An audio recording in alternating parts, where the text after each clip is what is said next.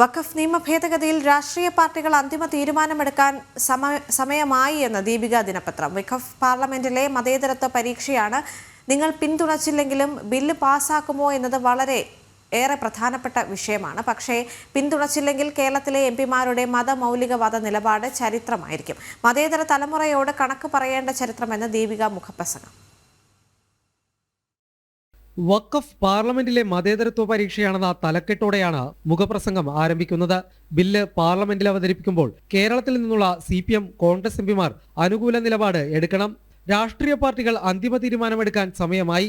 നിങ്ങൾ പിന്തുണച്ചില്ലെങ്കിലും ബില്ല് പാസ്സാകുമോ എന്നത് വേറെ വിഷയമാണ്. പക്ഷേ പിന്തുണച്ചില്ലെങ്കിൽ കേരളത്തിലെ എംപിമാരുടെ മതമൗലികവാദ നിലപാട് ചരിത്രമായിരിക്കും.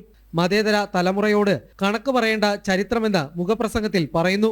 1995 വഖഫ് നിയമത്തിലെ 40-ാം അനുച്ഛേദ പ്രകാരം ഏതെങ്കിലും സ്വത്ത് തങ്ങൾക്ക് അവകാശപ്പെട്ടതാണെന്ന് വഖഫ് ബോർഡ് കരുതിയാൽ നിലവിലുള്ള ഏത് രജിസ്ട്രേഷൻ ആക്ടിനെയും മറികടന്ന് അത് സ്വന്തമാക്കാം.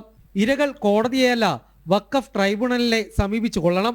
40-ാം വകുപ്പിന്റെ ഈ കയ്യേറ്റ സാധ്യത ഉപയോഗിച്ചാണ് 2019 കൊച്ചി വൈപ്പിൻ ദ്വീപിലെ മുനമ്പം വേളാങ്കണ്ണി കടപ്പുറത്തെ 404 ഏക്കർ ഭൂമി വഖഫ് ബോർഡിന്റെ ആസ്തി വിവരത്തിൽ ഉൾപ്പെടുത്തിയത്. വഖഫ് നിയമം ആ കുടുംബത്തിലെ പ്രകാശം കെടുത്തിക്കളഞ്ഞു. മുനമ്പത്തെ ഭൂമി വഖഫല്ലെന്ന് വസ്തുവിൽപ്പന നടത്തിയ ഫാറൂഖ് കോളേജ് മാനേജ്മെന്റും വാങ്ങിയ മുനമ്പം നിവാസികളും ആണയിട്ട് പറഞ്ഞിട്ടും അവകാശമുന്നയിക്കാൻ ബോർഡിന് കഴിയുന്നത് ഈ നിയമം ഉള്ളതുകൊണ്ട് മാത്രമാണ്. അതുകൊണ്ട് മാത്രമാണ് വഖഫ് സംരക്ഷണ വേദി പോലുള്ള ബിനാമി സംഘടനകൾക്ക് മുനമ്പൻ നിവാസികളെ ദ്രോഹിക്കാൻ കോടതിയിൽ ഹർജി സമർപ്പിക്കാനും കഴിയുന്നത്.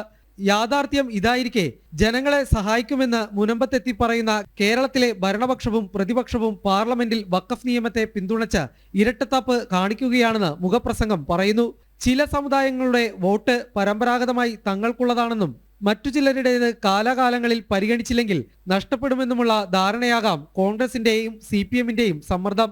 അതെന്തായാലും വഖഫ് ചെരുപ്പിനൊപ്പിച്ച് മതേതര ജനാധിപത്യ മൂല്യങ്ങളെ വെട്ടി മുടിപ്പിക്കരുതെന്ന് ലേഖനം ഓർമ്മപ്പെടുത്തുന്നു.